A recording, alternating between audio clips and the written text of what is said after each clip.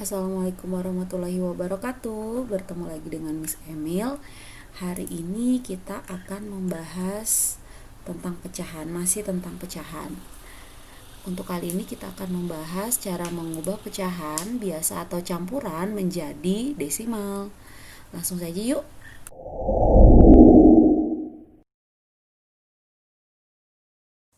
Oke, assalamualaikum warahmatullahi wabarakatuh. Bertemu lagi dengan Miss Emil.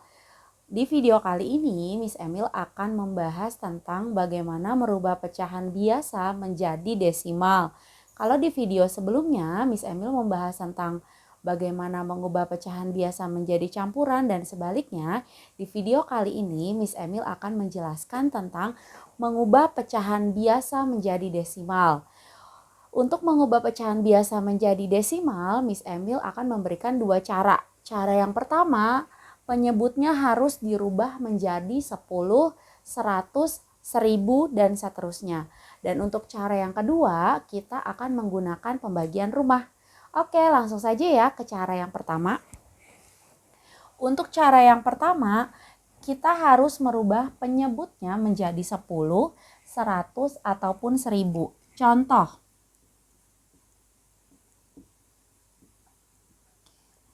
misalnya ada pecahan 2/5. Kita harus lihat syaratnya, penyebutnya harus dirubah menjadi 10, 100, dan 1000. Nah, 5 ini lebih dekatnya kemana? Ke 10, ke 100, atau 1000? Kita ambil yang paling dekat dulu, yaitu ke 10. Berarti penyebutnya harus dirubah menjadi 10. 5 dikali berapa supaya bisa jadi 10? Dikali 2, berarti di sini 2. Kalau pembilangnya dikali 2, penyebutnya dikali 2, berarti pembilangnya harus dikali 2. Di sini dikali 2, berarti yang atasnya juga harus dikali 2. Harus adil. Kalau di bawahnya dikali 3, berarti di atasnya harus juga dikali 3. Oke? Langsung, 5 dikali 2 adalah 10. 2 dikali 2, 4. Berarti desimalnya bagaimana? Kita lihat. Untuk merubah menjadi desimal, penyebutnya kita lihat banyaknya 0 pada penyebut. Untuk 4/10, penyebutnya 10, berarti 0-nya cuma 1. Kita bikin di sini 0, atasnya 4, langsung 0,4. Mudah kan? Pokoknya patokannya adalah penyebutnya, banyak 0 pada penyebut. Misalnya Miss, kalau di bawahnya 100, misalnya berarti 4/100. Di bawahnya 0-nya ada 2, kita bikin 0-nya ada 2. Dan jangan lupa kasih koma, 1, 2. 0-nya ada 2, atasnya 4, berarti 0,04. Kalau 1000, 4/1000. 0-nya ada 3, berarti 1, 2, 3, atasnya tulis 4. Mudah kan? Oke, balik lagi ke sini ya. Berarti 2/5 desimalnya adalah 0,4. Oke, cara yang kedua. Cara yang kedua adalah mengubahnya atau membuat pembagian rumah. 2/5. Kita lihat di sini 2/5. 2/5 per pada pecahan artinya dibagi. Berarti ini artinya adalah 2 dibagi 5. Nah, kita harus membuat rumahnya.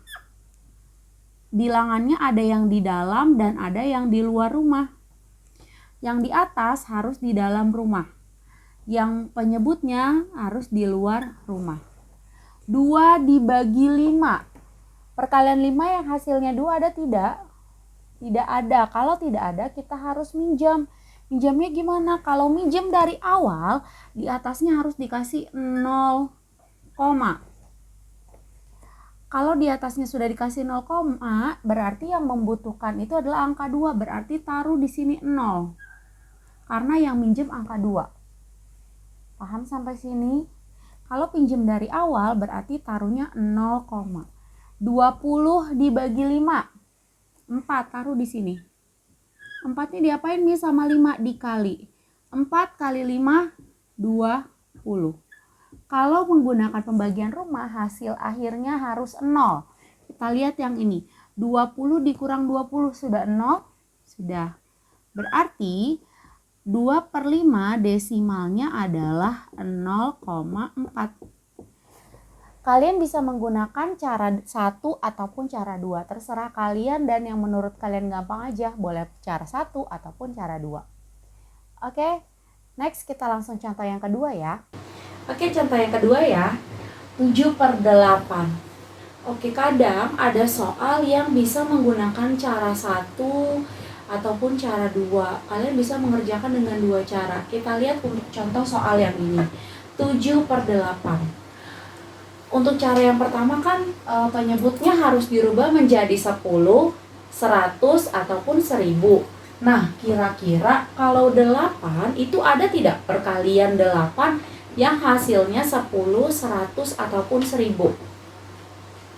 Tidak ada ya, susah. Jadi untuk soal yang tidak bisa dirubah penyebutnya menjadi 10, 100, ataupun 1000, kalian hanya bisa menggunakan cara yang kedua, yaitu menggunakan pembagian rumah.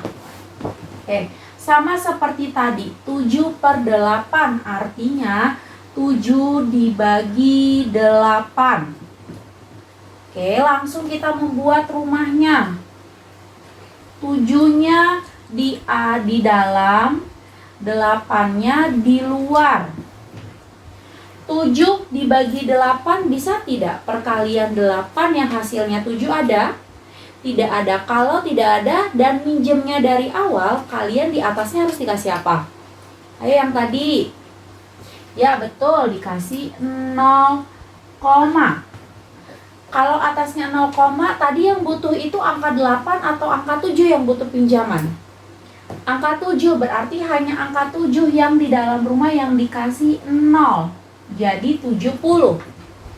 Paham sampai sini? Karena yang membutuhkannya 7, berarti yang ditambahkan 0 adalah 7-nya. Jadi 70. 70 dibagi 8. 8 kali berapa yang hasilnya 70? Cari perkalian yang paling dekat. Kita bikin 8 kali misalnya 6. Itu 48. 8 kali 7, 56. 8 kali 8, 64. 8 kali 9, 72. Mana yang paling dekat? Apakah 64, 56, atau 72? 72 tidak mungkin karena lebih dari 70. 56 kejauhan, masih ada yang paling dekat yaitu 64. Bukan 64-nya yang ditulis di sini, bukan. Tapi dia 8 kali berapa supaya jadi 64? 8 dikali 8, berarti 8-nya yang ditulis di sini karena ini akan dikali. 64-nya nanti ditulisnya di dalam. Paham sampai sini? Oke, jadi yang di atas itu adalah hasil perkaliannya. 8 dikali 8, 64 dikurang. 0 kurang 4 bisa? Nggak bisa pinjam. Ini tinggal 6, ini jadi 10. 10 kurang 4, 6. 6 kurang 6, 0 nggak usah ditulis. 0 di depan sendiri, kalau nggak punya temen jangan ditulis. 6 dibagi 8 bisa? Perkalian 8 yang hasilnya 6? Tidak ada. Kalau tidak ada, Miss dikasih tanda koma lagi di sini. Nggak perlu. Kalau sudah di atasnya mewakili sudah ada tanda koma, berarti bilangan yang membutuhkan angka itu tinggal ditambahin 0. Tidak perlu di atasnya tambahin koma lagi.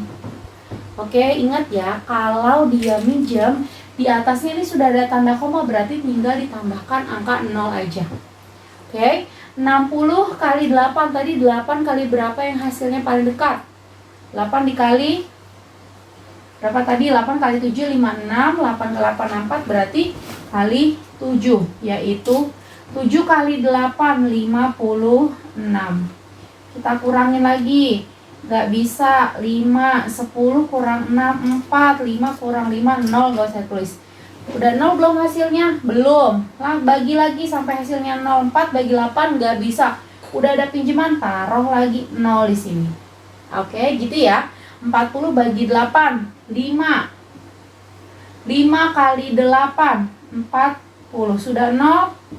Sudah, berarti 7/8 desimalnya adalah 0,875.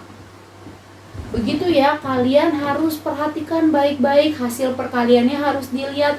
Cari yang paling dekat banget dengan angka tersebut. Gak boleh kejauhan atau gak boleh kelebihan.